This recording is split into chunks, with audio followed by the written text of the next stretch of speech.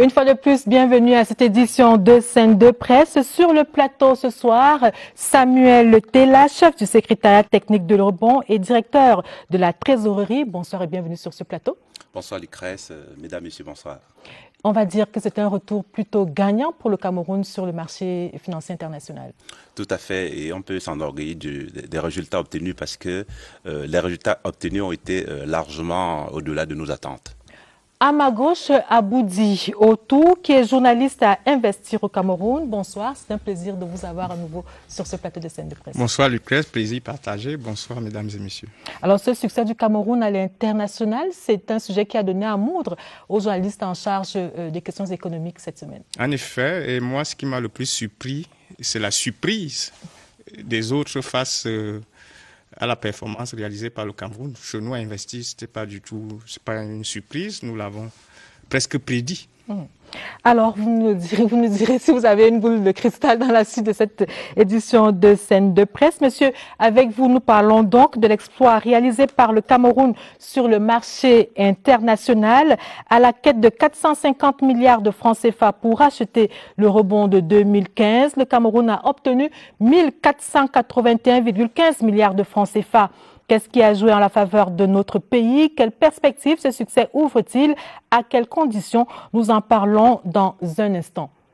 Également au menu de cette édition de Scène de presse, des questions de la production, du transport et de la distribution de l'électricité au Cameroun, et ce, à la suite du passage du ministre de l'Eau et de l'Énergie, Gaston Elundou Essomba, devant la représentation nationale. Un montant à retenir, 6 000 milliards de francs CFA. C'est ce qu'il faut pour satisfaire l'offre en électricité au Cameroun. Plaidoyer sur ce plateau. Mais avant, nous parlons de l'Eurobond et du succès du Cameroun à l'international. Alors, Samuel Tella, vous qui étiez donc coordonnateur du secrétariat technique de l'Eurobond, dites-nous comment en est-on arrivé à cet exploit-là? Bien, merci pour cette question. Alors, cet exploit, je crois qu'on peut l'expliquer sur 4 points. Le premier point, c'est l'organisation. L'organisation qui a été mise sur pied pour la conduite de l'opération. Le ministre des Finances a mis sur pied un comité de pilotage que lui-même il a présidé, et comité dans lequel participaient plusieurs administrations. Et aussi, c'est peut-être le lieu de relever aussi le dynamisme du secrétaire technique qui a préparé tous les travaux et tous les documents. Le deuxième élément de succès, c'est la sélection des acteurs. Je vais dire la sélection des parties prenantes. Le Cameroun, dans le cadre de cette opération, a fait vraiment appel aux meilleurs. Donc, le conseil financier de l'État dans l'opération, qui est le consortium Rothschild & Co et Mata Capital. Rothschild, en matière de conseil financier, c'est la référence. Nous avons aussi sélectionné un cabinet juridique de très grande réputation, le cabinet White & Case. Et sur le plan local, nous avons sélectionné le cabinet Chazay & Partner. Et maintenant, pour les John Lead Managers, c'est-à-dire les banques co-chefs de file, nous avons retenu JP Morgan, qui est quand même la plus grosse banque d'investissement au monde, et avec la Citigroup et la Société Générale. Donc voilà les parties prenantes qui ont contribué au succès de l'opération. Le troisième élément, c'est la mobilisation des acteurs. Nous avons eu comme une sorte d'adhésion populaire au projet. Et j'aime à citer cette mobilisation, même au niveau le plus élevé de l'État. Regardez aussi à la représentation nationale, regardez le temps avec lequel le ministre des Finances est passé successivement à la commission des finances de l'Assemblée nationale, en session plénière, à la commission des finances du Sénat, et dans la même foulée, le chef de l'État a promulgué la loi et signé le décret qui habilite le ministre des Finances à conduire l'opération. Donc, ça a été très important, tenir ce délai. Et le dernier élément qui était fondamental, c'est la qualité du roadshow que le ministre des Finances a conduit à Paris. Parce que pendant 5 jours, nous avons rencontré discuté avec une centaine d'experts financiers qui représentent environ 70 groupes d'investissement qui sont des grands porteurs de capitaux. Et au regard de l'importance de certains, on avait des réunions one-to-one, et c'était des réunions calées sur 1 heure. Donc on a eu des journées avec 9 heures, des journées pendant lesquelles on a eu 9 réunions d'1 heure. Vous voyez la densité. et la qualité des réponses que les experts qui accompagnent le ministre des Finances ont apporté aux investisseurs leur ont permis de changer de perception sur le risque au Cameroun. On va revenir sur cet aspect-là, notamment le type de questions, la nature des questions qui vous étaient posées pendant ce roadshow. Mais je voudrais d'abord que nous revenions sur les résultats proprement dits de cette opération de rachat de l'eurobond de 2015. Le ministre des Finances, Louis-Paul Motazé, est en focus dans cette édition de Scène de Presse.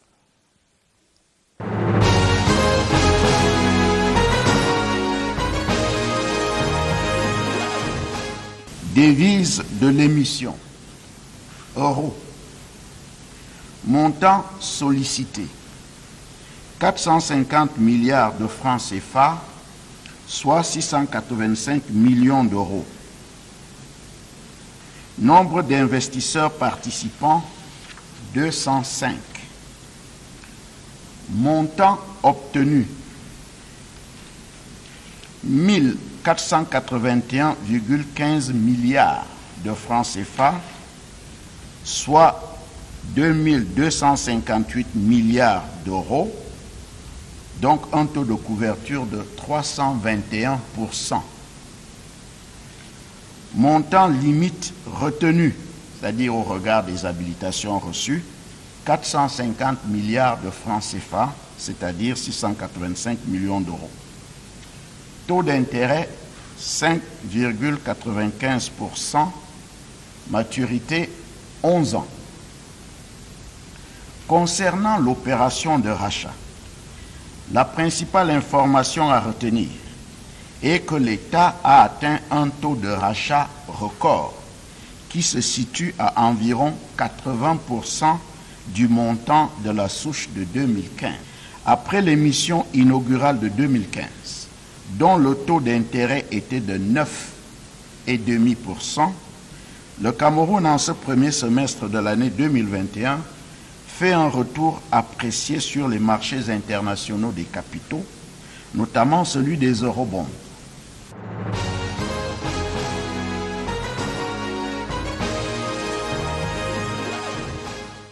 Alors Samuel Tella, quelle est l'analyse que vous faites de ces résultats? Alors, l'analyse de ces résultats, on peut le situer sur deux ordres. On peut d'abord analyser l'opération d'émission en elle-même et ensuite l'opération de rachat.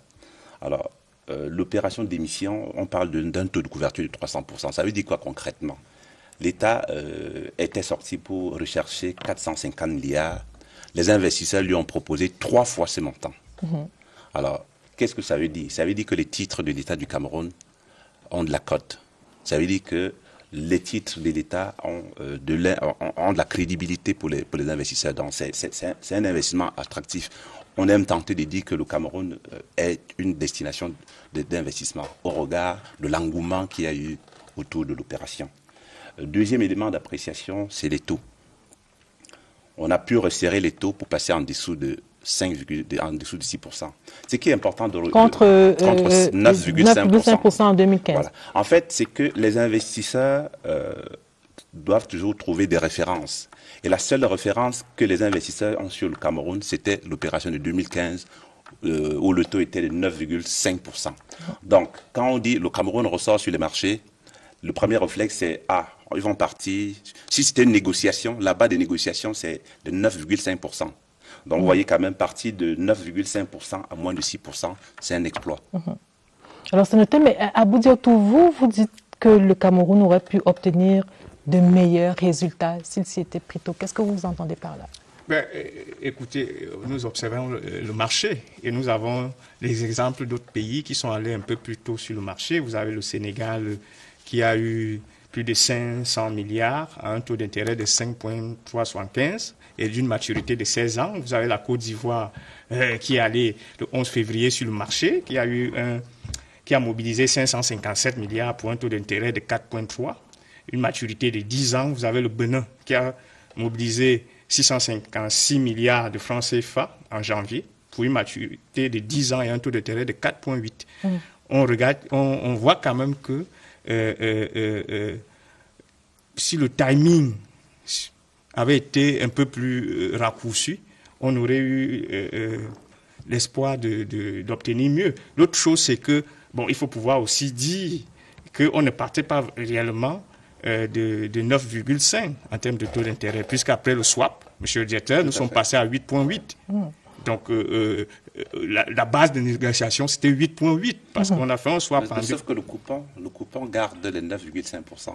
C'est vrai. Ça, c'est une opération de gestion un peu complexe que le Cameroun a faite avec l'appui de la Banque africaine de développement. Mais les porteurs du titre savent que c'est 9,5% de la rémunération. Mais cette information aussi est disponible. Tout à fait. Voilà. Donc on peut dire que on avait aussi la possibilité de fixer la base de la négociation à partir de 8,8. Donc, c'est cet ensemble d'éléments qui me fait dire que on aurait peut-être obtenu plus. Donc, moi, je ne dis pas. Vous ne jubilez pas? Pas spécialement. Je ne jubile pas spécialement. Alors, Monsieur Samuel Tel, est-ce que vous pensez que si on était allé un peu plus tôt, comme le dit Abou Diatou, on aurait pu obtenir ce rachat-là à des prix, dans des conditions plus favorables? Soraya a dit des choses très, très vraies.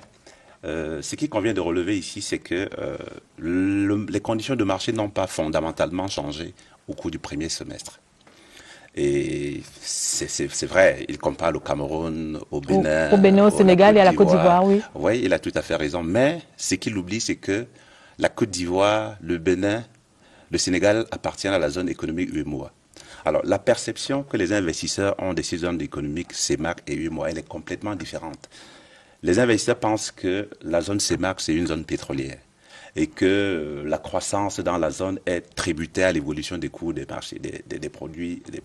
C'est lors des roadshows qu'on leur a dit non, le pétrole ne représente que 3% du PIB du Cameroun et moins de 10% de ses recettes fiscales. C'est commencé à changer de perception. L'autre avantage, c'est que, l'autre avantage pour ces pays, c'est qu'ils sont réguliers sur les marchés. Dans la vie courante. Donc, ils sont connus des investisseurs. Tout à fait. Dans la vie courante, comme dans la haute finance, on ne prête qu'à ceux qu'on connaît. Si je vous connais, je vous fais confiance, je peux vous prêter mon argent sans intérêt. Si je ne vous connais pas, j'aurai de la peine à vous prêter mon argent. Et si je vous prête de l'argent, je serai un peu plus exigeant en termes de garantie. C'est le fait que le Cameroun n'a pas été sur les marchés pendant cette période ont permis, je vais dire, n'a pas facilité les choses. Et l'option que nous avons retenue, c'est que de manière régulière, il faudra y aller on va souvent. communiquer, peut-être pas forcément pour lever des ressources, il faudra communiquer, faire connaître nos performances, parler de la résilience de notre économie. Alors, je voudrais qu'on s'arrête un moment sur la principale information que le ministre a donnée il y a quelques instants, c'est que l'État a atteint un taux record, un taux de rachat record qui se situe à environ 80% du montant de la souche de 2015. Pour le Camerounais qui nous écoute, les Camerounais ordinaires qui nous écoutent, qu'est-ce que cela veut dire concrètement? Donc, les investisseurs sont porteurs des titres de l'État du Cameroun de 450 milliards. Nous sommes venus les voir pour leur demander de nous céder ça par anticipation. C'est-à-dire, au lieu d'attendre l'échéance de 2025, qu'ils acceptent qu'on leur rembourse ça actuellement. Habituellement, les experts projettent les meilleurs taux de rachat entre 50 et 60%. Ils doivent bien le savoir. C'est que même dans nos projections... Et c'est ce qui était prédit également concernant le Cameroun. Oui, dans nos projections, on disait, écoutez, vous allez mettre en euros pour acheter en dollars. Les chances de réussite sont maigres. On a dit, mais nous choisissons cette option au moins parce qu'avec l'euro, le risque de change est maîtrisé. Et grande a été notre surprise, certainement, le discours que nous avons tenu pendant le roadshow a convaincu des autres porteurs de ces... Et donc, des 60, on se retrouve à 80%. Voilà. Alors, et le plus important, c'est que ceux qui ont ramené les titres, ils se positionnent comme acquéreurs prioritaires de la nouvelle émission. Donc, c'était une sorte de... Pour être sûr d'avoir une allocation de la nouvelle émission, il fallait, pour les anciens porteurs, nous ramener les titres qui n'ont qu'une durée de vie de 3 ans pour pouvoir prendre un nouveau titre qui dure 11 ans. Alors, mais Abou Diatou, vous retenez bien qu'il y a 20% dont le taux d'intérêt reste pratiquement inchangé.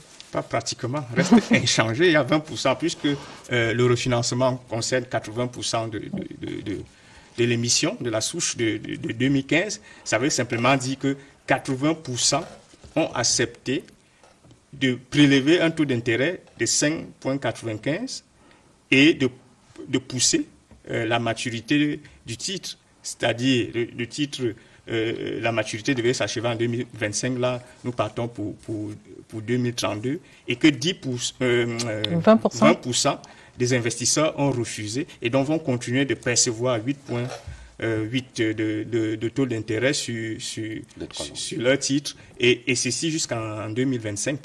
Et puis, à partir de 2023, on va leur rembourser le principal de leur titre. Mais il y a quand même des économies que le Cameroun réalise du fait de cette opération-là. Au lieu de 150 milliards à payer chaque année, le Cameroun paierait donc 50 milliards.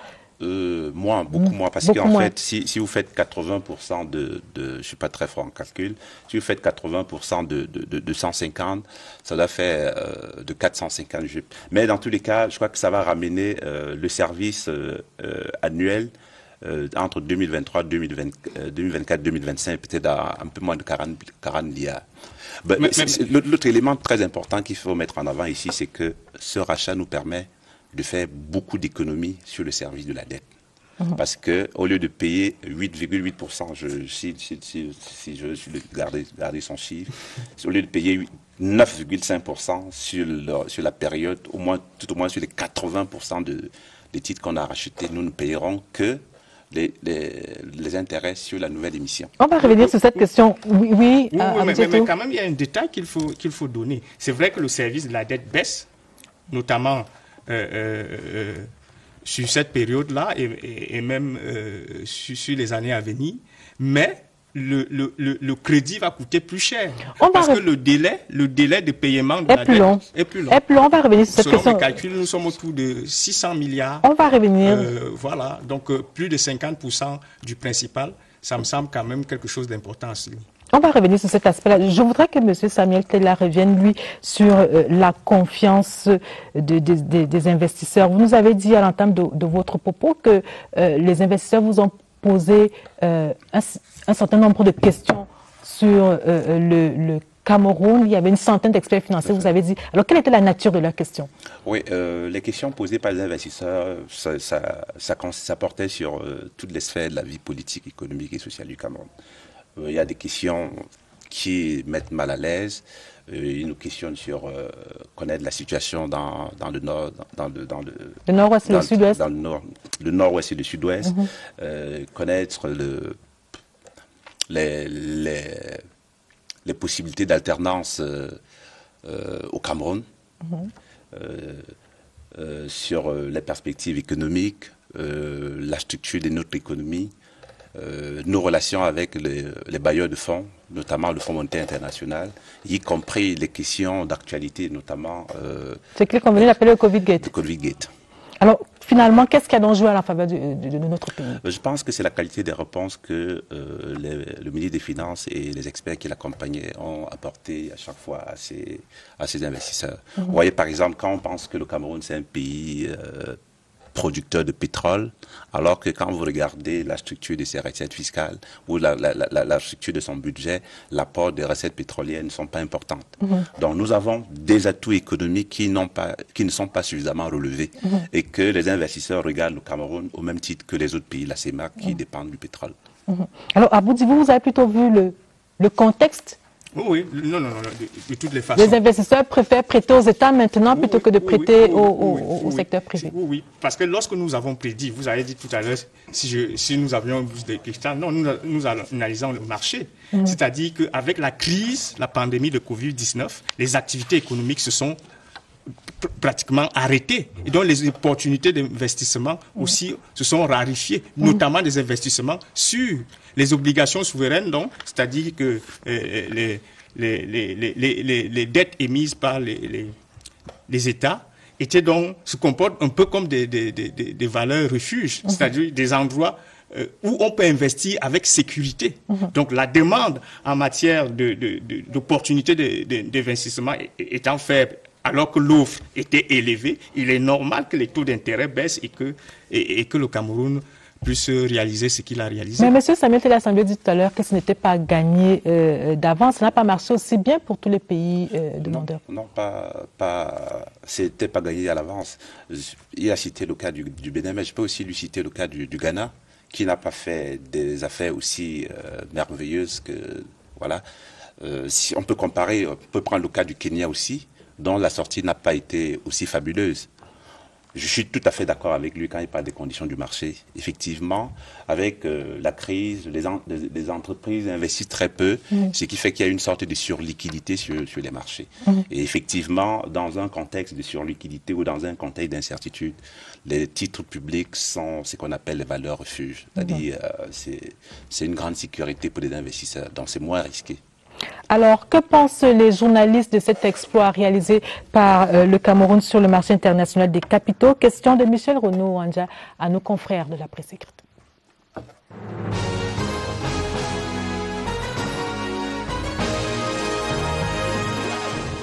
C'est juste une opération qui permet au Cameroun de pouvoir repousser l'échéance du paiement de la dette. Au lieu de 2023, ce sera 2025. Le Cameroun a la preuve là que sa signature est crédible et donc les investisseurs font confiance au Cameroun qui a la possibilité, qui a les moyens de pouvoir rembourser ce qu'il a emprunté. Le Cameroun, en 2015, lorsqu'il voulait cet eurobond, avait seulement pu mobiliser 350 milliards, un peu plus que ça. C'était la moitié carrément de ce qui était attendu en 2015. Revenir aujourd'hui, ça veut dire que les marchés financiers sont un peu plus fluide et le ministre des Finances a souvent coutume de dire que notre endettement est soutenable. Là-dessus, si on prend les indices disponibles, c'est vrai, mais l'endettement ne peut être soutenable que s'il y a des conditions de remboursement faites sur le plan économique et qui a un impact direct sur les populations. De plus en plus, les populations du bas niveau cherchent l'objet et les réalisations qui sont faites de tous ces emprunts. Ils ne trouvent pas, c'est ça qui est un peu dommage. Nous avons raison de vanter ce succès parce que quand nous regardons la conjoncture économique et que nous regardons les pays qui ont un niveau de développement assez égal à celui du Cameroun, on constate que les investisseurs ne veulent plus du tout donner de l'argent à certains de ces pays. Alors que dans ce contexte, le Cameroun, qui a subi d'ailleurs des critiques à l'intérieur du pays au sujet de son endettement qui serait frénétique, qui aurait un rythme affolant, que le Cameroun réussisse à obtenir des capitaux au marché financier international dans un contexte comme celui que nous vivons, cela est véritablement appréciable. Appréciable dans le sens où ça signifie que notre pays reste une destination financière respectable et qui motive donc les bailleurs de fonds. Maintenant qu'on a obtenu cet appui financier de la part des investisseurs, comment réussir donc à capitaliser là où nous avons échoué hier?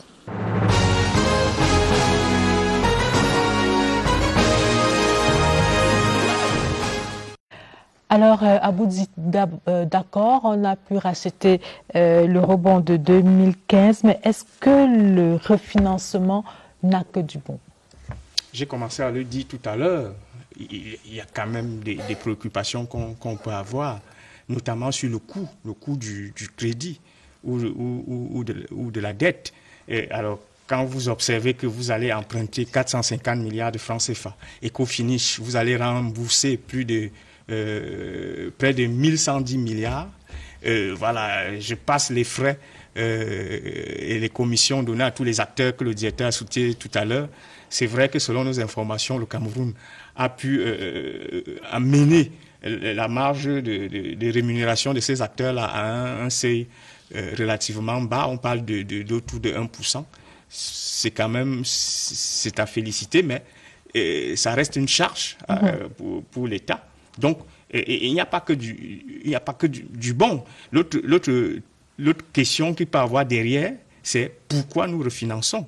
Je rappelle que nous avons d'abord restructuré la dette, une partie de la dette avec la Chine en 2019, en juillet 2019, d'un montant d'à peu près 150 milliards. Nous avons encore accepté l'initiative du G20, qui est une forme de restructuration de la dette, même si elle n'a pas été spécialement demandée par le Cameroun et qu'elle a été montée par les pays développés, mais des pays ont refusé cette restructuration-là. Le Cameroun a accepté et voilà que le Cameroun fait un rachat. Ça montre quand même que le Cameroun, en tout cas, ça dit clairement que le Cameroun a des difficultés quand même pour honorer ses engagements vis-à-vis de ses créanciers. D'ailleurs, quelqu'un parlait de l'analyse de la viabilité de la dette camerounaise. Oui, elle est viable, mais avec un taux avec un risque de surendettement élevé. Le risque de surendettement élevé vient justement du fait que nous avons nos indicateurs de trésorerie sont pas bons. Nous avons par exemple franchi le seuil critique de 15% de ratio entre notre service de la dette et nos recettes d'exportation. Donc, voilà, ce sont des questions et ce sont des débats qu'on doit pouvoir faire aussi. Avant de faire ce débat-là, je voudrais qu'on s'arrête sur la maturité de cette dette, de ce rachat en 11 ans, mais derrière les 11 ans, il y a les intérêts. En effet. 600 000. Ça, c'est un montant cumulé après mes calculs. Hein. Nous sommes autour de 600 000. 600 000 milliards. 1000 milliards. 600 milliards, autant pour moi, 600 milliards, c'est-à-dire 600 milliards. 600 milliards. Donc 6, 2 zéros et puis milliards. Pour que je me suis trompé en disant 600 000, mais c'est 600 milliards à peu près de projection. Donc ça fait quand même plus de 50% du principal. Ça semble quand même préoccupant. Alors pourquoi contracter des dettes longues, monsieur M. Aboudi aborde à la fois plusieurs problématiques. Je vais apporter quelques éléments de clarification sur certains points. D'abord, sur le refinancement. C'est un mécanisme de gestion de la dette. Et ce que nous avons fait la semaine dernière, c'est ce que d'autres personnes appelleraient une gestion active de la dette. C'est-à-dire que quand les conditions du marché sont favorables, vous remplacez une dette qui vous coûte un peu plus cher par une dette qui vous coûte moins cher. Et sur ce point, vous réalisez des économies. Deuxième chose, la trajectoire de la dette du Cameroun est soutenable. Je l'ai dit. Voilà. Et c'est très important de le relever. On a tendance à dire que les pays africains sont endettés ou qu'il y a un risque de surendettement élevé. Mais tous les pays développés, peut-être à l'exception de l'Allemagne, ont dépassé tous les seuils la France est passée à plus de 100% de son PIB. À 121. Le Japon est à 200%. C'est vrai, c'est pas tout à fait la même chose. Mais beaucoup de pays africains ont encore des marges importantes, notamment le Cameroun. Nous ne sommes qu'à 43,6% de taux d'endettement par rapport au PIB. Oui, mais je ne suis pas resté sur le stock. Je ne parle pas du stock, je parle du service de la dette. Maintenant, rapporté à nos exportations. Maintenant, ce sur quoi on doit travailler, c'est la croissance. Tant qu'il y a la croissance et tant que les conditions de financement sont favorables, on devrait s'endetter. Parce que la croissance va faire augmenter le PIB et faire diminuer le ratio. Donc, tant que le taux de croissance est soutenu, l'État donne ça donne à chaque fois des nouvelles marges d'endettement. Et normalement, on ne peut pas envisager, vous avez évoqué tout à l'heure le besoin de financement dans le secteur énergétique. On ne peut pas penser le développement du Cameroun sans financer l'énergie. Et la décennie 2020-2030 est consacrée à la stratégie nationale de développement qui met l'accent sur la transformation structurelle de l'économie, dont l'industrialisation. Et il faut notamment, pour financer l'industrialisation, il faut des investissements longs. Vous parlez de maturité.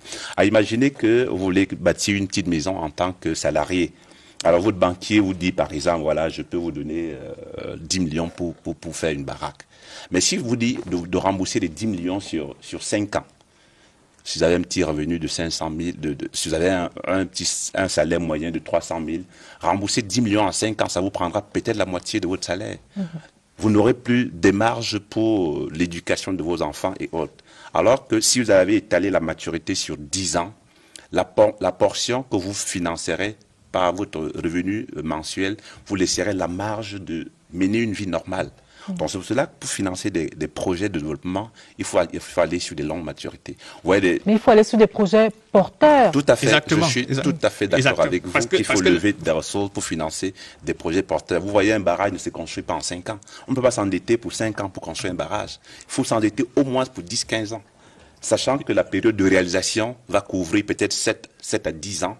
Et que le remboursement du crédit soit avec le retour sur investissement du projet, ou pas sur ses effets induits dans l'économie. Pour qu'on se comprenne bien, Lucrèce, oui. je ne pose pas le problème sur faut-il s'endetter ou pas. Je pose le problème de la qualité de l'endettement. Parce que lorsque vous vous endettez et que vos indicateurs sont ceux que j'ai donnés là, ça veut dire que l'argent que vous obtenez par la dette, vous ne financez pas les projets qui boostent la croissance. C'est pourquoi donc, on a ce ratio, notamment, on a ces ratios de liquidité qui préoccupent.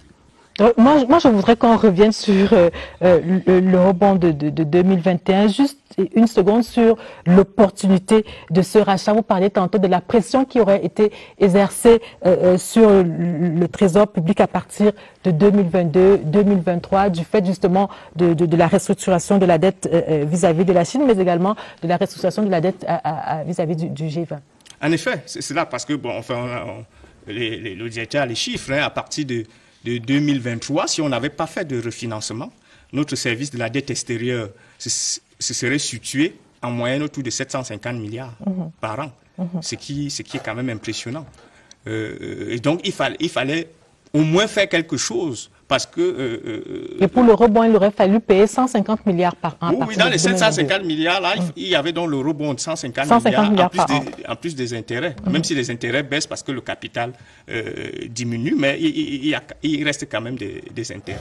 Alors, Samuel Tella, ça veut dire quoi? Est-ce que le Cameroun était incapable de rembourser? Non, le Cameroun n'était pas incapable. Ça aurait été peut-être un choix peut-être pas très difficile.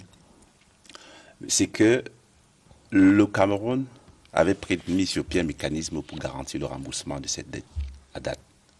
Mais seulement que entre 2015 et 2021, beaucoup de choses sont passées. La crise est passée par là, la crise sécuritaire, la crise économique due à la pandémie du coronavirus qui a mis toutes les économies du monde, j'allais dire, à genoux. Donc, ce qui fait que les perspectives... Et la chute des cours du pétrole. Ouais, exactement, merci. Donc, ce qui fait que on n'est pas sûr que l'économie va redémarrer et atteindre sa vitesse optimale pendant cette période pour pouvoir générer suffisamment de recettes internes pour rembourser cette dette. Alors, Aboudi, je voudrais qu'on sorte par là sur les perspectives. Comment le Cameroun peut-il capitaliser ce retour gagnant sur le marché international des capitaux? Comme le directeur l'a dit, il faut qu'il soit plus présent d'abord sur les marchés. Même seulement pour apporter l'information sur lui-même, sur le Cameroun, il faut que les investisseurs aient l'information sur le Cameroun. D'ailleurs, c'est ce que nous essayons de faire modestement à investir au Cameroun. Nous donnons de l'information de qualité aux investisseurs sans comment dire, vraiment l'info telle qu'elle est, sans rien cacher, sans rien exagérer. Voilà, il faut le faire, il faut continuer de le faire. Et il faut être présent sur le marché, mais maintenant, il faut aller sur le marché pour financer des projets matures et qui ont un impact... certains sur la croissance. Voilà. Et sur les recettes d'exportation aussi, parce que là, on s'endette en devises et on va rembourser en devises. Et comment on a les devises? C'est en exportant. Alors, Samuel Tella, est-ce que les investisseurs vous ont dit qu'ils accueilleraient toujours le Cameroun à bras ouverts? Est-ce qu'ils sont prêts à financer des projets de développement dans notre pays? Oui, mais si on s'en tient au taux de couverture, c'est-à-dire à l'engouement qu'il y a eu aussi pendant les roadshows, la qualité des questions qu'ils ont posées, ça veut dire que le Cameroun, c'est un sujet digne d'intérêt pour les investisseurs. Et pour rejoindre Aboudi sur ce point, nous n'avons pas beaucoup communiqué sur les marchés. Nous n'avons pas gardé un lien avec les investisseurs. Nous avions même de la peine à identifier qui étaient les porteurs de l'eurobond du Cameroun de 2015. Mais donc, on apprend sur ses erreurs. Un dispositif est en train d'être mis sur pied par le ministre des Finances pour que nous communiquions avec les investisseurs au moins 2 fois par an. Enfin, bon, aujourd'hui, avec l'évolution technologique, on peut faire de net call conference et échanger avec les investisseurs répartis au-delà du monde. Et nous comptons également, des années à venir, inviter ces investisseurs au Cameroun, surtout ceux qui sont des gros porteurs de l'Eurobond 2021, qu'ils viennent voir le Cameroun, qu'ils viennent visiter le Cameroun, qu'ils viennent voir comment la transformation de son économie, voir comment son économie fonctionne, voir Alors, vous parlez de la transformation de l'économie du Cameroun et on va finir par là. Transformation structurelle de l'économie, d'accord, mais cela suppose qu'on ait suffisamment d'énergie. Est-ce que dans un avenir plus ou moins proche, il est également possible que ces projets-là retiennent votre attention, si c'est accepté par les ministères, les administrations concernées? Est-ce qu'il est possible que les projets en rapport avec le secteur de l'électricité soient inclus dans les projets que vous irez vendre sur la place financière internationale? Je pense que les besoins du secteur énergétique préoccupent le gouvernement. Et le Premier ministre a signé, je crois, il y a 2 ans, un décret sur la maturation des projets. Je pense que le moment venu, tous les projets qui auront la certification de maturation seront éligibles pour un financement à l'international, quand le gouvernement choisira de privilégier ce mode de financement. Oui. Je voulais aussi rappeler que dans la nouvelle stratégie d'endettement de l'État, il est question de développer aussi le marché local, c'est-à-dire mobiliser des ressources sur le marché local. Mais la seule différence, en fait, la seule difficulté qu'on a sur le marché local, c'est qu'il est difficile de mobiliser des volumes élevés sur des longues maturités. Sur 5 ans, c'est facile de mobiliser de l'argent, mais à 10 ans, vous voyez, ça commence un peu à Alors, nous allons justement parler du financement du secteur de l'électricité dans la suite de cette édition de Scène de presse. Le ministre de l'Eau et de l'Énergie était devant la représentation nationale cette semaine. Il a justement fait un plaidoyer en faveur de ce secteur-là. Il faudrait à peu près 6 000 milliards de francs CFA pour pouvoir satisfaire l'offre dans le secteur, l'offre de ce côté-là. Alors, qu'est-ce que les journalistes disent de ce sujet? Qu'ont-ils retenu de ce passage du ministre de l'Eau et de l'Énergie devant la représentation nationale? Écho dans cette revue de presse que signe Franck Evina.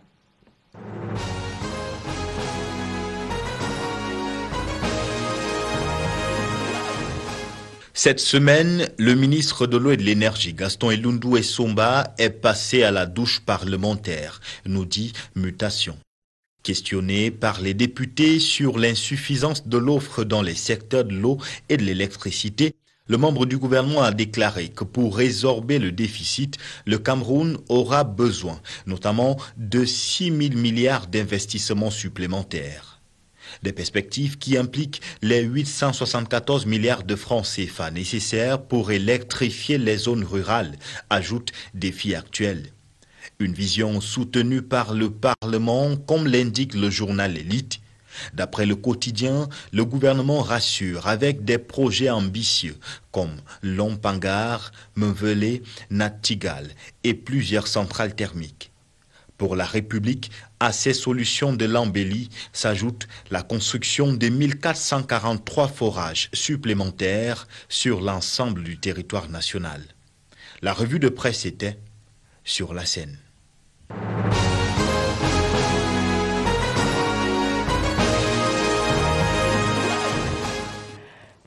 Vous l'avez bien compris, nous parlons donc du financement du secteur de l'électricité au Cameroun. Et sur le plateau avec moi, Omba Oyono Lionel, directeur de l'électricité au ministère de l'Eau et de l'Énergie. Bonsoir et bienvenue. Bonsoir, Madame Lucrèce Mbonga. À ma gauche, Njoya Idriss Linge, que nous recevons une deuxième fois ou une troisième fois avec beaucoup de plaisir, rédacteur en chef de Investir au Cameroun. C'est bien cela, bonsoir. Du groupe de l'agence Ecofin, oui. Merci d'être avec nous sur ce plateau. Alors, Monsieur le directeur de l'électricité, au cours de son passage à l'Assemblée nationale, le ministre de l'Eau et de l'Énergie a dit, et je cite, que la mise en valeur de toutes les stratégies du secteur pour l'accès à l'électricité nécessite une enveloppe de 6 000 milliards dont, pour mettre en route cette politique gouvernementale-là. On est d'accord, mais entre-temps, l'État a réalisé un certain nombre d'investissements dans le secteur de l'électricité. Au jour d'aujourd'hui, de quoi les administrations concernées, dont la vôtre, peuvent-elles se prévaloir? Merci pour cette préoccupation. Les premiers investissements réalisés au cours de la décennie du DSE 2010-2020 par l'État du Cameroun et ses partenaires financiers ont permis d'accroître l'offre de production en électricité d'à peu près 600 MW, notamment par les projets comme le barrage réservoir de Lompangar, qui, avec sa mise en service en 2016, a permis d'apporter un supplément de 170 MW de plus au niveau des centrales de Sonloulou et des DA. Et dans le cadre des projets financés sous mode PPP, partenariat public-privé, l'État a construit avec ses partenaires la centrale à gaz de Kribi de 216 MW. L'État également, dans le cadre de son financement, dans le cadre d'un financement bilatéral avec la République populaire de Chine, construit le barrage de Meveleux qui, depuis 2019, a apporté 90 MW supplémentaires.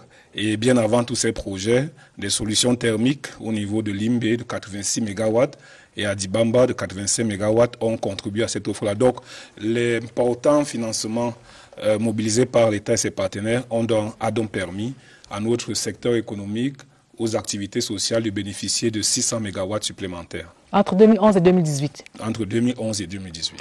Tout à fait. On l'a retenu, mais on observe bien aujourd'hui que il y a tous ces investissements qui ont été faits, mais les usagers continuent de se plaindre de cette insuffisance dans la fourniture de l'énergie électrique. Il y a ces investissements, vous l'avez dit, mais on se rend également compte que l'État est à la quête de 6 000 milliards, le ministre l'a dit, mais dans le même temps, il y a des financements qui dorment dans les banques. Pourquoi? Oui, ce qu'il faut noter en termes de démarche méthodologique, le gouvernement a élaboré des plans décennaux. La première décennie, c'était le DSE. Et donc, il avait été demandé au ministère en charge de l'électricité d'augmenter en priorité l'offre de production pour soutenir l'activité économique et les besoins sociaux primaires des populations. Ce à quoi le gouvernement s'est attelé avec ses partenaires. Maintenant, dans le cadre de la SND 2030, le même travail a été demandé au ministre en charge de l'électricité de proposer, de formuler des suggestions pour savoir quels seront les besoins financiers sur la décennie 2020-2030. D'où le chiffre de 6 000 milliards de francs CFA. Mais ce qu'il faut dire à nos téléspectateurs qui nous suivent en ce moment, c'est que cette enveloppe de 6 000 milliards ne sera pas directement mobilisée par l'État. 70% de cette enveloppe, c'est sous forme de partenariat public-privé. On va revenir. Ce sera consacré à la production. Mais par rapport à votre question, oui, de savoir pourquoi, malgré cet accroissement... L'État cherche 6 000 milliards alors oui, qu'il a de l'argent qui dort dans les banques, de l'argent qui a déjà été débloqué pour le financement de certains projets, mais qui n'est pas encore utilisé. Donc aujourd'hui, nous travaillons en étroite collaboration avec le ministère des Finances, la Caisse autonome d'amortissement sur ce qu'on appelle les SENT, les soldes engagés non décaissés. Lorsqu'on regarde au niveau de la Caisse autonome d'amortissement les projets du secteur de l'électricité qui ne décaissent pas, ils sont très minoritaires. L'essentiel des grands projets comme Lompanga, comme Meveleux, comme Mekin, comme les projets dans le transport ont des taux de décaissement assez importants. Bon, mais disons qu'on va dire que peut-être qu'ils sont minoritaires, mais sur des projets essentiels de la nouvelle stratégie d'énergie au Cameroun, comme par exemple la rénovation du réseau de transport, on reste encore sur une faible consommation du crédit à l'investissement qui a été mis en place par la Banque mondiale. Mais moi, je vais revenir sur un aspect important, si tu permets, tout à fait, madame. Dans les 6 000 milliards, quelle est la part qui sera affectée à l'efficacité d'accès à l'énergie? Parce que selon le Minipat, qui est une entité du gouvernement, même si on a accru l'offre de production, comme vous dites, et qu'on a accru le taux de couverture d'accès à l'électricité, l'efficacité de l'accès, c'est-à-dire la qualité de l'énergie et la constance de l'énergie, est autour de 48%. Alors dans les 6 000 milliards, combien seront consacrés à une meilleure efficacité d'accès à l'énergie? Je te schématise ça simplement. Quand est-ce qu'on pourra rouler de Douala à Yaoundé en ayant tout le corridor qui est électrifié? Merci pour cette préoccupation. L'enveloppe destinée à l'accroissement du taux d'accès à l'électricité en milieu rural est de 874 milliards de francs CFA. Ce qu'il faut rappeler à nos téléspectateurs, c'est que dans le domaine de l'électrification rurale, il y a deux taux qui sont utilisés.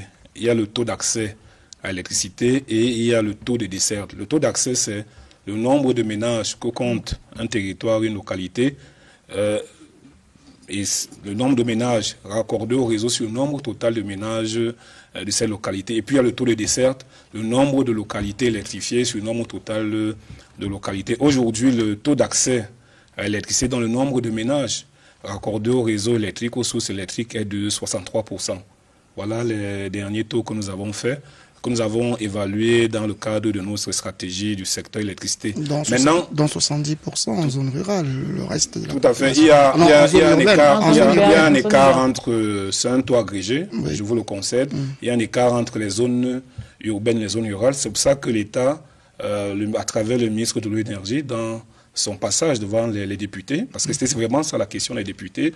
La question était, monsieur le ministre, pourquoi, avec ces projets de production, nous, dans nos zones rurales, nous n'avons pas toujours l'électricité.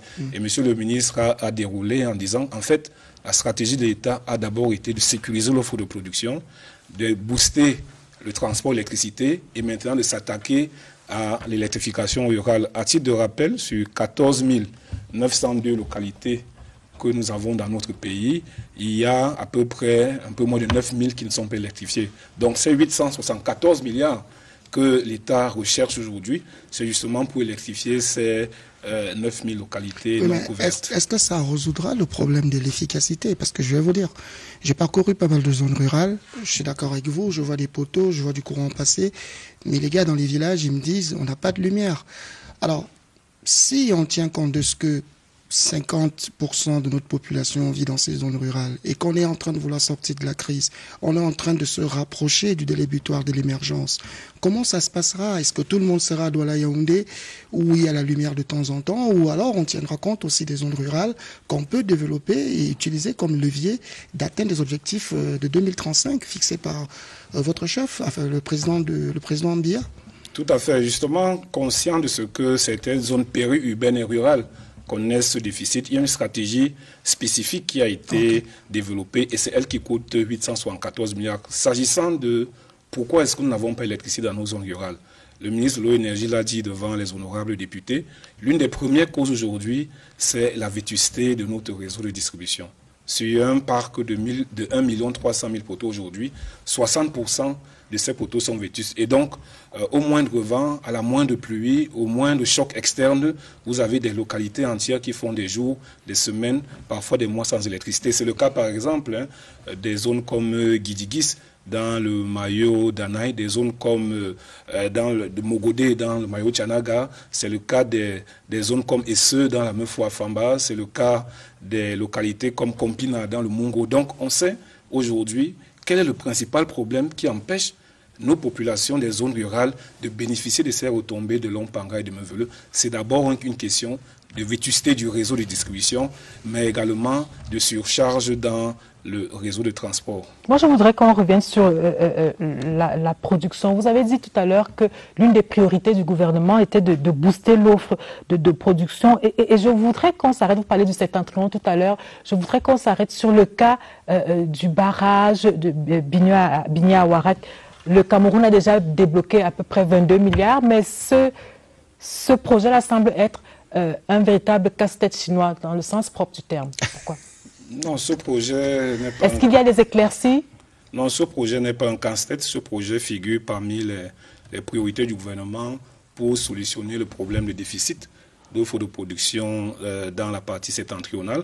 Le projet, tel que vous le savez, a connu un taux d'avancement d'à peu près 15%, mais les travaux ont été suspendus du fait d'une mésentente commerciale entre la banque chinoise ICBC, qui finance le projet, qui a une interprétation de l'accord de financement que ne partage pas le gouvernement, mais cette question est en train de trouver solution parce que au niveau du champ politique et diplomatique, les deux États sont en train de finaliser les derniers rectificatifs qu'il faut pour que ce financement puisse reprendre. Alors, je rappelle quand même que le barrage de Binia-Warak, c'est à peu près 75 mégawatts qui sont attendus de ce côté-là. Peut-être un point, mais justement, si vous ne parvenez pas à vous entendre avec des partenaires bilatéraux, j'ai discuté aujourd'hui avec une partie prenante qui m'a dit effectivement qu'il travaille sur des projets de financement de production d'électricité. Il se demandait pourquoi est-ce que le gouvernement n'accélère pas soit la prise en compte de ce qu'on appelle les Power Purchase Agreements, c'est-à-dire les contrats de rachat de production d'énergie, pas seulement pour les grands groupes comme EDF ou encore ceux qui ont construit Kribi, mais aussi pour des petits projets qui permettraient d'électrifier des petites localités ou encore finalement de désengorger le ministère. Vous me semblez un peu trop petit finalement pour, je dis un peu trop peu nombreux au ministère des Mines pour pouvoir gérer tous ces enjeux du Cameroun. Enfin voilà, de l'énergie, voilà. Oui, donc, pourquoi vous ne décentralisez pas, je veux dire, pourquoi soit vous faites des PPA de petite échelle ou alors vous décentralisez, pourquoi on ne fait pas ça? Oui, avant de répondre à votre préoccupation, nous souhaitons le préciser qu'au niveau du projet Binia-Warak, Madame Mebenga, les financements ne sont pas annulés. Il y a juste une divergence d'interprétation d'une clause contractuelle et les États, au niveau les plus élevés, sont en train de vider cette question. Donc, le financement avec la République populaire de Chine reste une priorité. Il ne manque plus qu'aux États de s'entendre sur cette interprétation juridique. Pour ce qui est des financements alternatifs, il faut rappeler aux populations qui nous regardent que le ministère de l'eau et de l'énergie ne signe pas des contrats d'achat d'électricité. Ce sont les opérateurs agréés par l'État qui sont chargés de signer les contrats d'achat d'électricité. Maintenant, pour un certain nombre de projets, au regard d'importants volumes d'investissement, les prêteurs, les bailleurs de fonds exigent parfois des garanties de l'État en cas de défaut de l'acheteur qui est pour le cas de plusieurs projets NEO. Par exemple, le projet de Nachtigal, par exemple, d'un montant de 823 milliards. L'État intervient en termes de garantie avec la Banque mondiale dans le cas uniquement où NEO serait en défaut de paiement vis-à-vis de la société Nachtigal du fait d'un problème lié avec l'État. Donc, ce qui est fait aujourd'hui, c'est de laisser aux opérateurs privés qui en ont la compétence de structurer les contrats de vente d'électricité et lorsque besoin se fait sentir au regard de la nature du projet, l'État peut donc intervenir en termes de garantie. Voilà un peu comment... Vous parlez de Nachtigal, mais il y a également le projet d'électrification solaire du côté du Nord. Qu'est-ce qu'il en est? Est-ce que l'État hésite? Non, l'État n'hésite pas, tout simplement parce que dans la stratégie de satisfaction de l'offre de production d'électricité dans la partie septentrionale, l'État a misé sur un mix énergétique basé sur l'hydroélectricité à travers Lagdo et Binia-Warak, complété par des projets solaires dans les villes de Maroua, de Guider, de Lagdo, de Ngaoundéré et de Garoua. Ce qui se passe simplement, c'est que comme dans le cas du projet Nachtigal, les prêteurs qui souhaitent financer ces importants projets solaires déjà validés par le président de la République ont demandé des garanties du même type que Nachtigal. Et vous savez qu'en matière de garantie financière, c'est le ministre en charge des Finances qui est habilité pour le faire. Donc, les discussions sont en cours au niveau du ministère des Finances. Nous ne doutons pas un seul instant que ce qui a été fait avec Nachtigal se fera pour le projet de CES solaire, pour le plus grand bien des populations de la partie septentrionale. Alors, nous allons marquer un arrêt dans cette édition de Scène de presse, transport et distribution de l'électricité. Les usagers trinquent, constat de Cyril Kingembepe en zooming dans cette édition de Scène de presse. À tout de suite.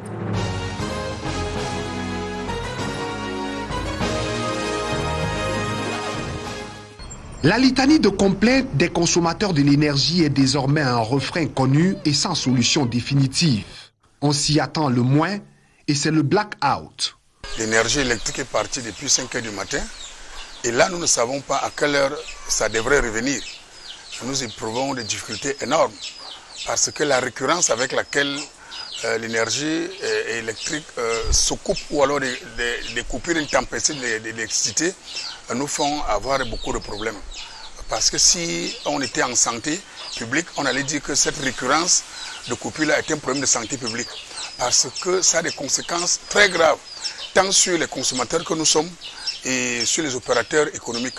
Des pertes par dizaines de millions de francs CFA, des appareils électroménagers aux produits de consommation. Les familles ne savent plus à quel saint se vouer. Autour de moi, il n'y a que des malheurs. Les femmes ont désormais des problèmes pour encadrer leur famille parce que les congélateurs sont totalement grillés, les frigos grillés et les enfants qui vont à l'école, ils ont beaucoup de problèmes. Nous sommes en saison d'examen C'est quelque chose de douloureux pour les parents que nous sommes, de douloureux, de se ressentir que les enfants ne peuvent pas raisonnablement s'occuper, se mettre à les études parce que le courant est en rupture. Dans certains ménages, des tonnes de documents à charge s'accumulent. Je reçois pratiquement à 7 h du matin un message Orange Money faisant état de ce que je devais 224 308 francs à Eneo, alors que je n'avais pas d'impayé jusqu'à là. Je me suis déporté à l'agence d'Olembe dont je dépends. Le chef d'agence m'a fait savoir que ça ne relevait pas de sa compétence et qu'il fallait que je me réfère au directeur régional du centre. Quelques temps après, pendant que j'attends une réaction de la part d'Eneo, rien n'arrive, aucun coup de fil, même aucun écrit. Et puis, le 27 juillet, on m'appelle pendant que je suis au bureau pour me faire comprendre qu'il y a une équipe là qui est en train de suspendre ma ligne. L'arrière-pays vit un autre calvaire. Pendant ce temps, le transporteur de l'électricité et le distributeur se rejettent la pierre. À ça, on passe parfois un mois sans énergie électrique. C'est un jeu dangereux. Il est question que les gens prennent leurs responsabilités. Et si l'on parlait de la qualité de service? La qualité de service est piètre dans une structure qui se veut privée. C'est le client qui est roi. Les usagers trinquent. La potion est bue jusqu'à la lie. Et l'on espère des jours plus illuminés.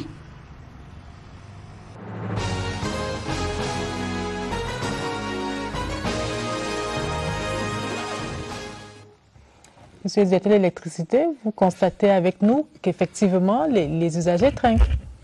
Tout à fait. Je pense que l'image que vous avez projetée reflète le diagnostic que Monsieur le ministre de l'Eau et de l'Énergie a partagé avec les honorables députés lors de son passage à l'Assemblée nationale. L'État reconnaît que dans certaines localités, dans plusieurs villes, dans plusieurs quartiers, il y a encore des problèmes de qualité de service. Donc, loin de nous l'idée de penser que le programme de modernisation du service public d'électricité est arrivé à son terme. Donc, à ce cliché, on peut ajouter des villes, comme Douala dans certains quartiers, comme les PK11, les PK12, les PK13, les Makepe, les Lokpom, et au niveau de Yaoundé, les environs des zones comme Hawaï et consorts, où on sait très bien qu'est-ce qui cause ces problèmes. Mais vous avez également projeté, au-delà de la qualité de service technique, le problème de qualité de service commercial lié à la facturation. C'est l'occasion pour nous, ici, de rappeler à nos très chères populations que lorsque vous recevez une facture qui ne semble pas refléter votre consommation habituelle, vous devez tout de suite vous rendre dans l'agence commerciale dont vous dépendez pour introduire un recours. Et nous devons rappeler aux populations, et à Eneo qui nous écoute également, que ce recours est suspensif de toute forme de coupure d'électricité. Donc, les populations, les clients et clientes du distributeur qui semblent être floués dans leurs droits, vous avez des voies de recours que vous devez pouvoir exercer afin que vos droits soient rétablis. Alors, je voudrais que nous revenions, donc, votre message est passé, je voudrais que nous revenions sur la question du financement de l'offre en énergie au Cameroun. Le ministre, on l'a dit, a parlé de 6 000 milliards, mais comment l'État compte-t-il mobiliser cet argent, ces ressources-là? Comment l'État compte-t-il mobiliser cette importante enveloppe? Il faut dire que sur les 6 000 milliards, il faut faire une désagrégation, il faut la décomposer. 70% de cette enveloppe est liée au projet de production de 3e génération. À peu près une quinzaine de pourcents est liée au transport. Et enfin, un peu moins d'une dizaine de pourcents est liée à l'électrification rurale. Pour les 70% de l'enveloppe qui concerne la production d'électricité, donc qui représente à peu près 4 000 milliards, l'État a opté, tel que c'est dit dans la SND 2030, pour des partenariats publics-privés. Donc, sur ce plan-là, il n'y a pas de préoccupation particulière. Pour la partie transport, l'État a opté pour des recours à des financements concessionnels auprès des bailleurs de fonds, notamment multilatéraux. Et maintenant, pour la partie électrification rurale, l'État compte mobiliser, outre ses partenaires multilatéraux, des ressources internes pour pouvoir adresser ce financement. Donc voilà de façon schématique le choix de l'État concernant la mobilisation des financements de cet important projet, de ces importants projets dans le cadre de la SND 30. Alors, qu'en est-il du Fonds de développement du secteur électrique, créé en 2020 et qui était supposé être financé à hauteur de 1% du chiffre d'affaires des opérateurs du secteur? Qu'en est-il? Où est-ce qu'on en est aujourd'hui?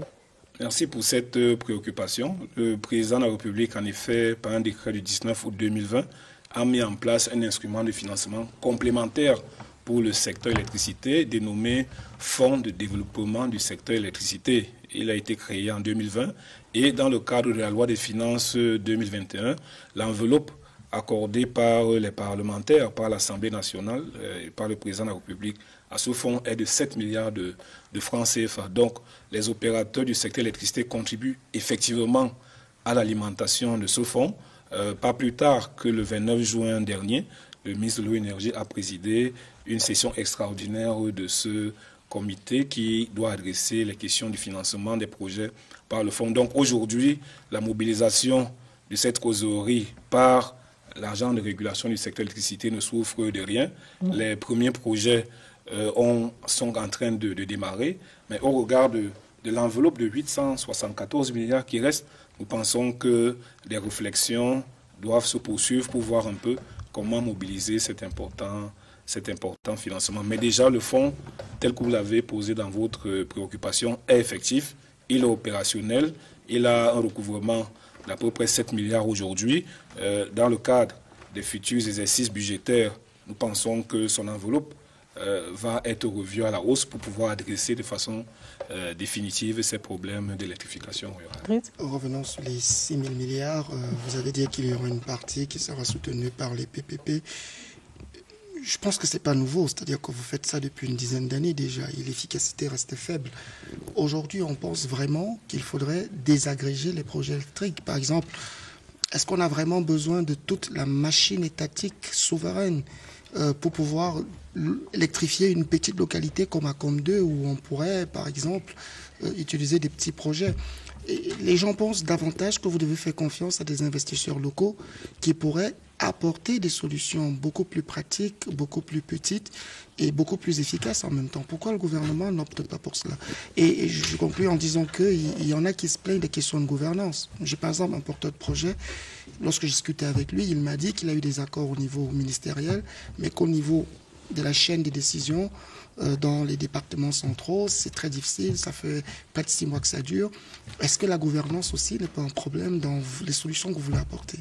D'abord, sur la première de vos préoccupations, l'efficacité des PPP comme financement des projets de production. À date, au moment où nous parlons, l'option de financement à travers des partenariats publics-privés a permis de lever sur le marché financier à peu près 1200 milliards de francs CFA.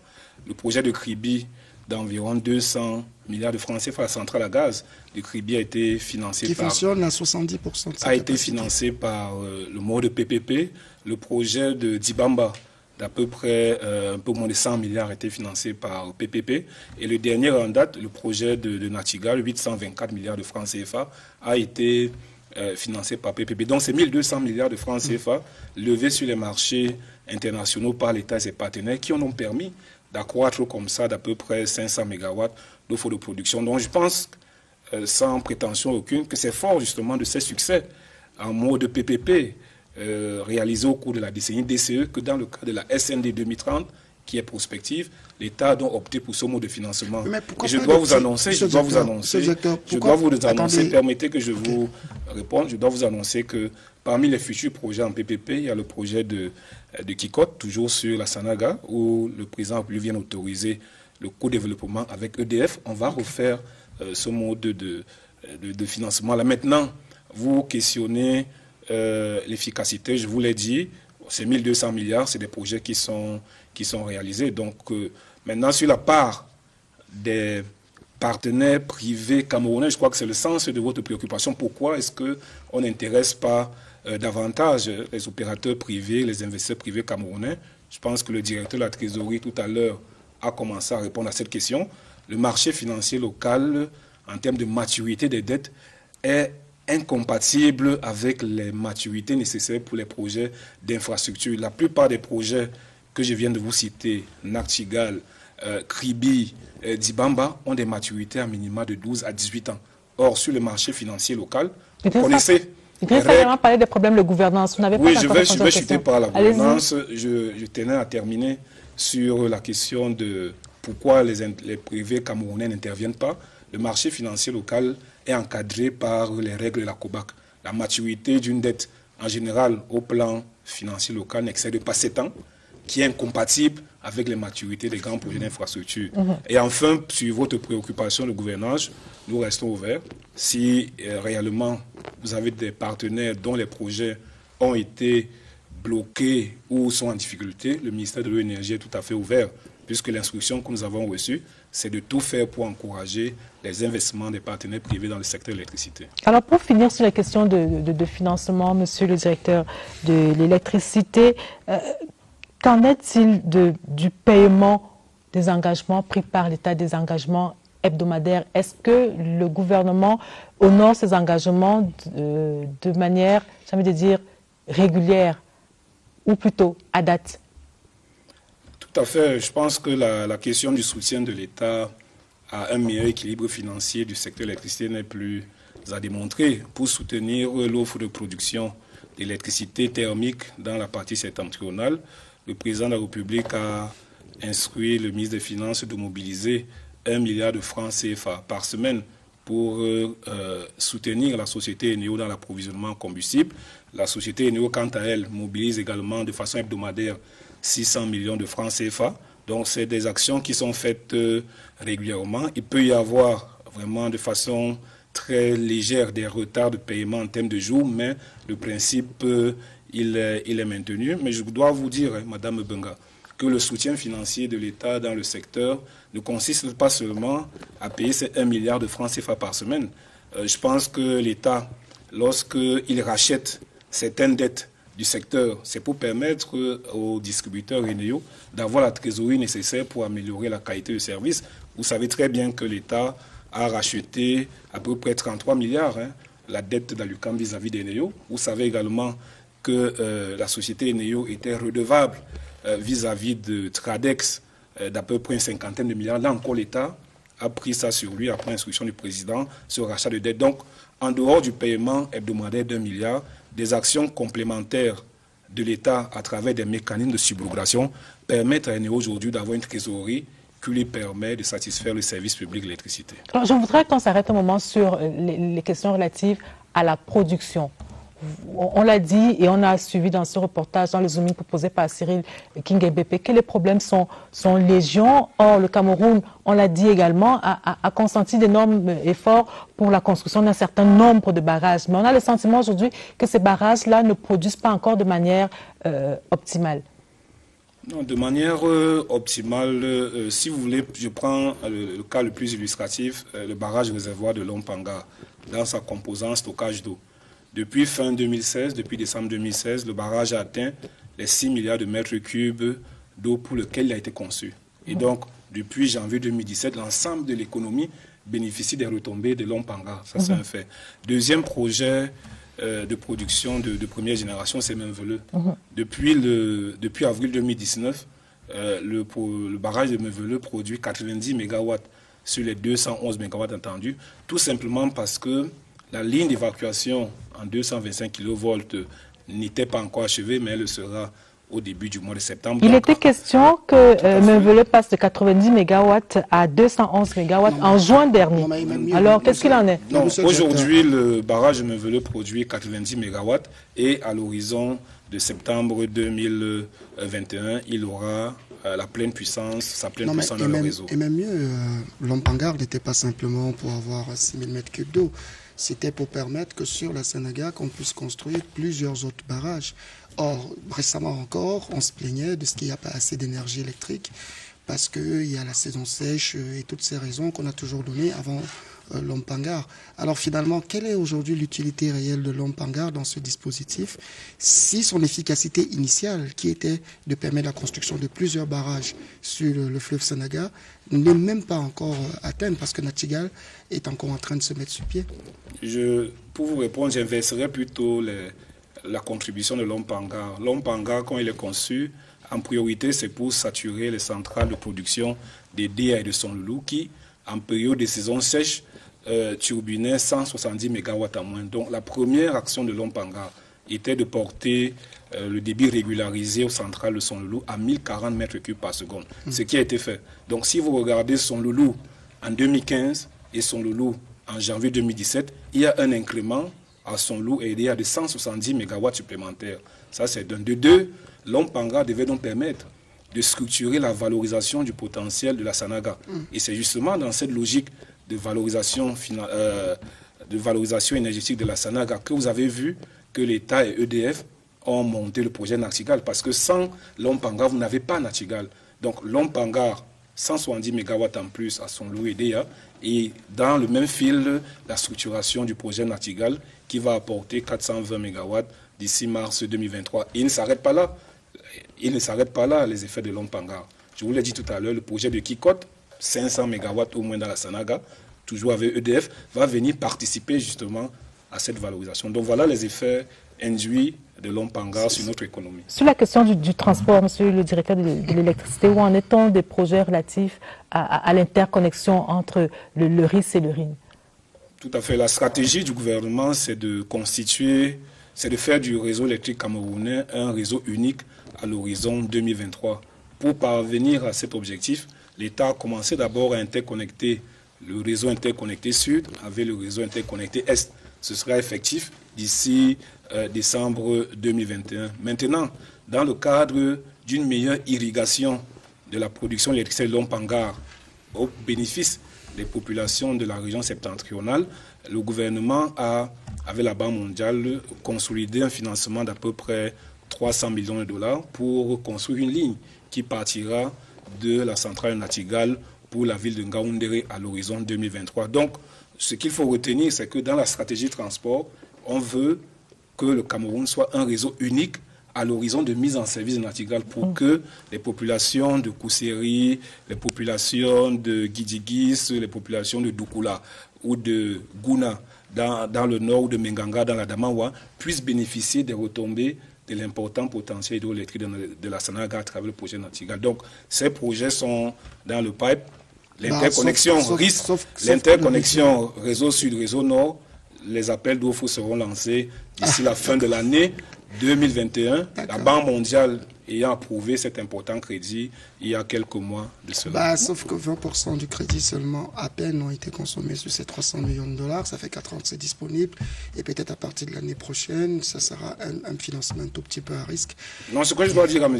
Lin, c'est que il ne faut pas focaliser l'action du transport au niveau des financements Banque mondiale. La stratégie de l'État a été de structurer des financements à travers des partenariats bilatéraux et multilatéraux pour lever les financements au transport. Par exemple, la CRTV, qu'on remercie ici d'ailleurs, a couvert le projet d'interconnexion entre le réseau Sud et le réseau Est. C'est un financement avec le gouvernement indien. Aujourd'hui, dans la ville de Yaoundé, il y a ce qu'on appelle le renforcement de la boucle Yaoundé. C'est un financement allemand et espagnol.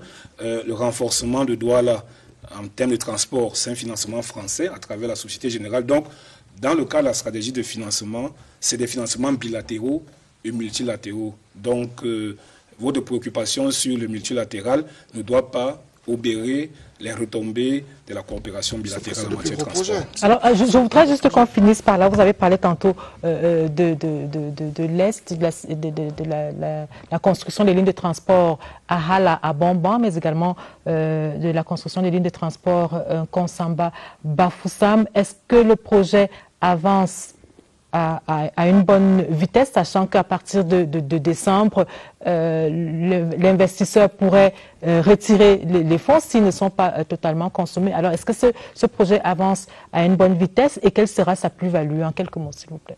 Le projet avance à la faveur d'une mission d'évaluation prescrite par le président de la République. Monsieur le ministre de l'Énergie est allé lui-même sur le terrain et les travaux étaient exécutés à 80%. La mise en service de cette importante connexion est prévue pour décembre 2021. Et en termes de retombées, il permettra d'arrêter définitivement la centrale thermique de Bertois qui coûte à peu près 10 milliards de combustible par an au trésor public, mais en termes d'accès à l'électricité, il va venir booster l'accès à l'électricité pour la région de l'Est à travers plusieurs lignes de distribution qui seront construites à Bombang Messamena, à Bombang Lomier, à Bombang Ayos dans le centre. Et ce projet également a un versant ouest qui consiste à construire une ligne de 125 kV entre Konsamba et Bafoussam qui permettra d'améliorer le plan de tension dans la région de l'Ouest, dans la région du Nord-Ouest et dans une partie du Sud-Ouest. Donc, à date, ce projet ne souffre de rien. Toutes les préoccupations qui ralentissaient les délais seront respectés. Décembre 2021. C'est noté, on fera le monitoring. Et maintenant, nous retrouvons Daniel Menanga pour les unes du lundi. Bonsoir, Daniel. Bonsoir Louis Cress, bonsoir au panel, aux téléspectateurs également. À la une, ce lundi dans les kiosques, Eurobond encore, à la une de l'économie report, infrastructure, agriculture, eau, habitat, santé, retour sur l'utilisation de l'eurobond de 2015. Le Cameroun s'était endetté pour financer exclusivement le plan d'urgence triennal 2015-2017. Au premier semestre 2021, le pays a fait un retour sur le marché international des capitaux pour refinancer cet eurobond. Occasion de faire le bilan des projets réalisés. C'est donc à lire dans les colonnes de l'économie report ce lundi. Éco-matin également, eurobond au Cameroun, la remontada. Pour sa deuxième émission obligataire internationale, l'État du Cameroun a fait carton plein. Avec un taux de 5,95%, le pays a pu obtenir la totalité des 450 milliards recherchés pour une maturité de 11 ans. The Guardian Post daily talks about the nation bids farewell to enigmatic politician Achidi Achu, with the minister Acheri Kilo Akere Munape moving tribute to Achidi Achu, and then the first applicants receive biometric passport within 48 hours. Le quotidien parle également sécurisation des titres de transport. Le délégué général à la Sûreté nationale et le ministre des Relations extérieures ont vendredi 2 juillet 2021 remis des exemplaires de ce passeport biométrique New Look aux usagers enrôlés 24 heures plus tôt. C'était au Centre national de production des passeports biométriques à Yaoundé, au nouveau quartier administratif du côté d'Etoudi. Intégration, production des nouveaux passeports au Cameroun, un deal de 131 milliards de francs CFA, bref, CEMAC, plein feu sur la mise en œuvre des projets intégrateurs. Covid-19 au Cameroun, des virus dans la campagne de vaccination. Le Pélican, amélioration de l'offre de santé pour les populations. Dr Manaouda Malachi passe les régions de l'extrême nord et du nord au scanner. Transport ferroviaire, le train express désormais sur les rails. Quotidien Éco-Santé in English, please. COVID-19 vaccine. Bishop Andrew Nkea gets immunized. Sets an example for Christians to follow. The Archbishop of the Bamenda Metropolitan Archdiocese, His Lordship Andrew Nkea, has received his second dose of the COVID-19 vaccine, thereby invited his peers across the country and the Christian community as a whole to follow his footsteps. And then the Éco-Santé quotidien remind us that 7,362 doses of vaccine have been administered in the Northwest region. Latest news, empowerment of rural women, UN women of the NHPC Step Up actions from June 28 to 29, 2021. Obala women received training on the manufacture of sanitary products for a better response against COVID-19. This is part of capacity building project for rural women's groups in the area impacted by Nachtigal project. Le Calam, grossesse précoce, accouchement traditionnel, eau rouillée, c'est mon quotidien à Kinding Djabi, extrait d'un témoignage d'Élodie Djoumessi, infirmière diplômée d'État Aussi également à lire dans le journal de Xavier Messé, Wes Madiko, ce qu'on ne savait pas de lui, on rappelle que le king de la world music a été inhumé ce week-end. Cameroun Tribune, après d'abord Mutation, qui parle de l'Est, l'or au noir. Exploitation artisanale de ce minerai. L'exploitation donc se poursuit en dépit d'une mesure du ministre des Mines portant suspension de cette activité. Enquête dans la KDI. UPC encore un congrès unitaire annoncé. RDPC grâce présidentielle à des indisciplinés. Mutation le dit. Cameroun Tribune pour terminer, qui entre donc plus en détail dans cette grâce présidentielle après les cas d'indiscipline au RDPC, le pardon de Paul Biya, 23 au total, 23 militants sanctionnés pour des actes posés au lendemain des élections municipales du 9 février 2020 ont été graciés et réhabilités à la suite d'une décision du président national signée le 24 juillet dernier. Décryptage d'un acte de clémence à lire dans les colonnes du quotidien national bilingue à paraître ce lundi. Merci Daniel Menanga, et au bas de cette édition de Scène de presse, des félicitations à notre collègue Laurence Okalia, journaliste à la CRTV et à la télévision nationale donc, et qui est désormais lauréate du concours Blog 4 Development, Blog 4 Development lancé par la Banque mondiale. Elle est en focus dans cette édition de Scène de presse.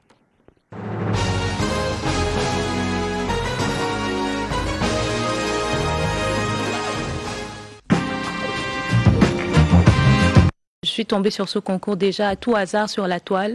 Je me suis dit, j'ai toutes les armes pour pouvoir pondre un texte, puisque je suis en service à la CRTV dans le DEX économie et TIC. Et le sujet qui était proposé par la Banque mondiale était comment les jeunes peuvent participer en travaillant main dans la main avec le gouvernement pour une relance post-Covid-19. Comme je suis journaliste, nous traversons cette actualité au quotidien à la CRTV, donc j'avais tous les éléments nécessaires pour pouvoir pondre un billet de 650 mots. Alors, les difficultés que j'ai rencontrées étaient au niveau de la collecte parce que ce n'est pas évident d'avoir toutes ces informations-là. Et pour pouvoir bien acheminer mon texte, je me suis basée sur le conseil du chef de l'État lors de son discours à la jeunesse le 10 février 2016 où il disait « La terre ne trahit jamais ». Et nous sommes un pays à faible taux d'industrialisation. Donc, je me suis dit, l'agriculture est un levier pour une meilleure relance post-Covid-19. Nous avons toute la matière première nécessaire et nous devons nous servir de cela pour pouvoir avoir une bonne relance. Les TIC sont tout aussi importantes parce que nous sommes une ère où la distanciation sociale, le port du masque, ces restrictions nous amènent à plus communiquer via la technologie. Donc, il était important de rappeler toutes ces applications que les jeunes Camerounais ont mis sur pied.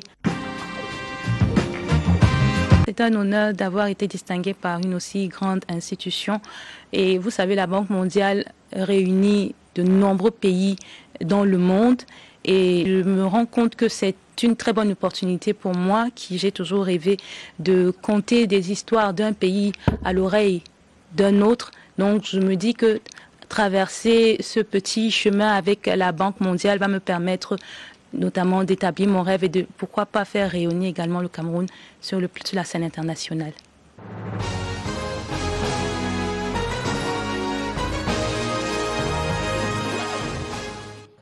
Bravo une fois de plus, Laurence Okalia. Madame, Monsieur, c'est la fin de cette édition de Scène de presse. Merci, messieurs, d'être venus. Merci à toutes nos équipes techniques et rédactionnelles. La presse quitte la scène. Merci, bonsoir.